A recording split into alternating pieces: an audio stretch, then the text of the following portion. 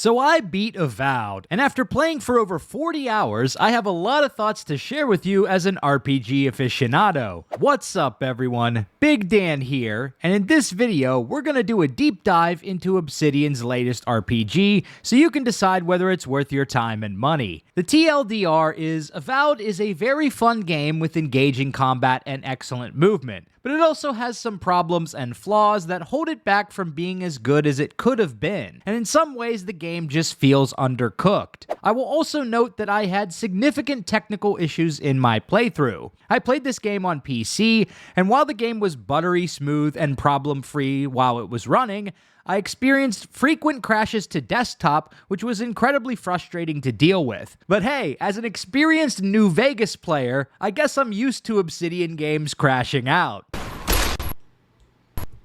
Crash. But despite its flaws, I found myself thoroughly enjoying Avowed, as the core gameplay loop of shooting, looting, and exploration was incredibly fun and completely consumed my life over the past few days. So without further ado, let's buckle up, grab some iced coffee, and dive into Avowed. Let's kick things off with the character creator. Avowed's character creator is pretty lackluster. I had a difficult time creating a good-looking character, which could potentially come down to a skill issue, but judging from the other NPCs in this game, there are very few attractive-looking characters, period. It's giving Oblivion Remastered vibes. They do more than simply walk by.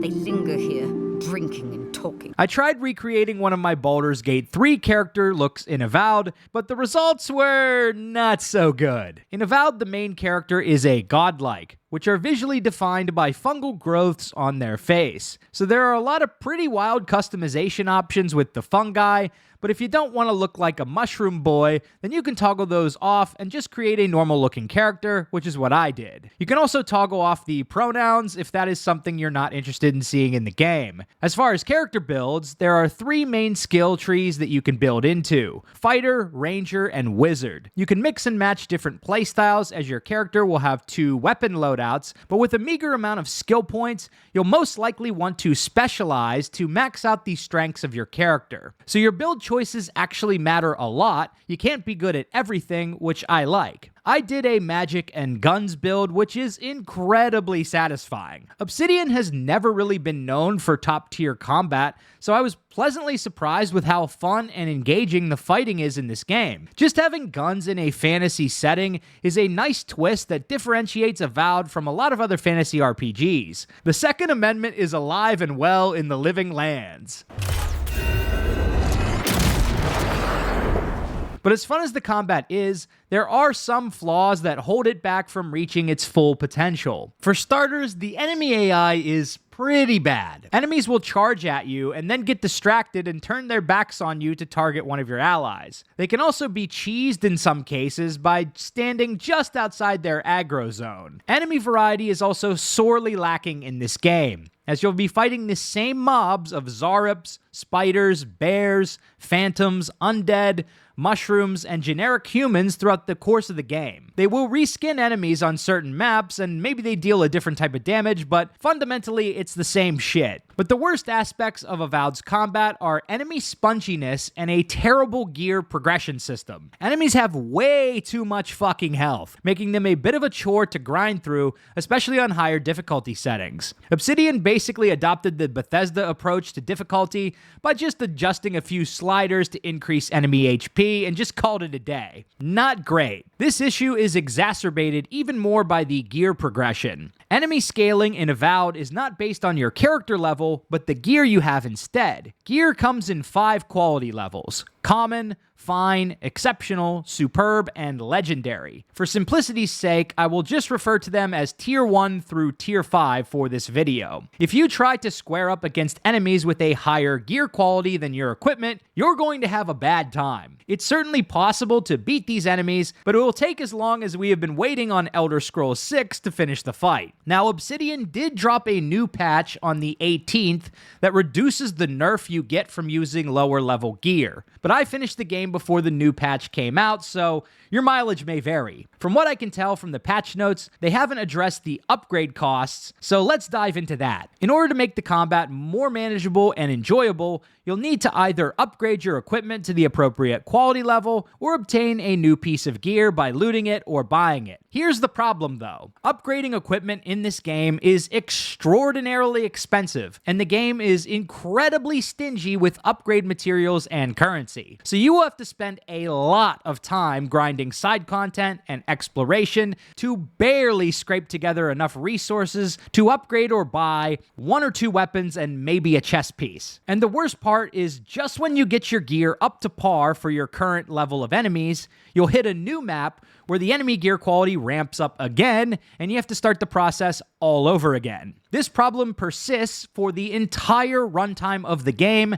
and never gets better. So if you're thinking that maybe it will get smoother later on in the game, let me just disabuse you of that delusion. Eventually, I had to just scrap or sell literally every single weapon I wasn't using, which is a bummer because I looted some pretty cool unique weapons that I wanted to keep in my collection and maybe upgrade and try out. But I just couldn't do that because I needed those resources just to keep my main gear in the running. Well, if the upgrade costs are too high, what about buying new weapons? Wow, what a great idea. Let's take a look at the prices. The gear prices from merchants are astronomical. You'll be lucky if you can scrounge up enough money to buy a single piece of gear in each region. For example, in the 3rd region of the game, new weapons cost between 27 and 35,000 copper pieces. Most quests in this zone pay out around 1,500 copper if they give you any money at all. And the amounts you find from looting are an absolute pittance.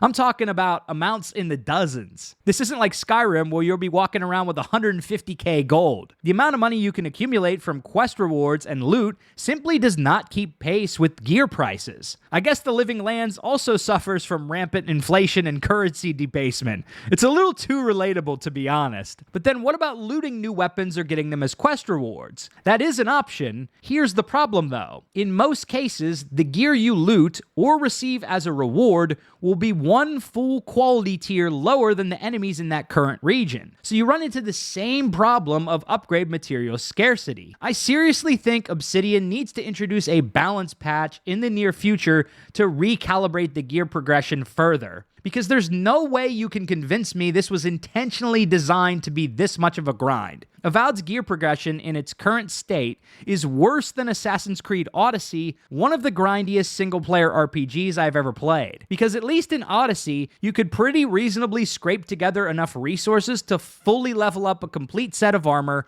plus 1 melee and 1 ranged weapon. But in Avowed, you will be struggling to keep up. So I really hope they rebalance this because it nerfs the enjoyment of an otherwise solid and fun combat experience. But let's move on to exploration and movement in Avowed. The movement in this game feels absolutely incredible and is very reminiscent of the Far Cry games when playing in first person. Your character is nimble, responsive, fast, and the whole experience is just buttery smooth. Exploration is also very fun and rewarding. There are 4 different maps you will explore throughout the course of the game, each with a distinct biome. You've got a hinterlands-esque region, a deep forest region, a desert region, and a volcano region in the endgame, plus a few quest-specific areas and wacky magical settings to enjoy. And even 40 hours into the game, I never tired of wandering the Living Lands in search of loot, secrets to discover, and quests to find. The game even has a good number of unmarked quests that you can only stumble upon through exploration. These objectives don't get added to your journal, but can lead to some cool encounters, unique conversations, and rewards.